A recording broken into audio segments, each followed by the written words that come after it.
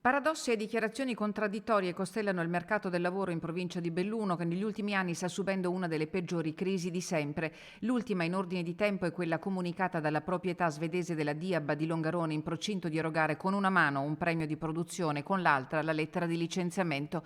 185 gli esuberi su 250 dipendenti comunicati 3 giorni fa ai sindacati, assieme alla decisione di chiudere per sempre la produzione di PVC. Quello che loro ci hanno prospettato non è stato un vero piano industriale, ma soltanto una fotografia della loro situazione e un mero contenimento costi. Noi abbiamo rigettato al mittente l'idea che un'azienda leader nella produzione di pale eoliche, in un contesto dove in Europa ci sono 2000 miliardi a disposizione anche per questi temi, con tutte le relative progettualità, debba chiudere. Lo sciopero di 8 ore è stata la prima reazione seguita alla richiesta di intervento dell'unità di crisi della Regione Veneto. Vogliamo conoscere il piano industriale del gruppo, perché non è possibile che ci sia un PNRR di 221 miliardi in questo Paese, che tra l'altro viene stanziata una parte consistente alla transizione energetica, alla transizione ecologica. Qui si producono pale eoliche e il piano industriale del gruppo fa chiudere questo stabilimento. Soluzioni che i sindacati chiedono vengano trovate nel quartier generale dell'azienda a Longarone. Noi chiediamo a questa direzione sia locale che quella internazionale che davvero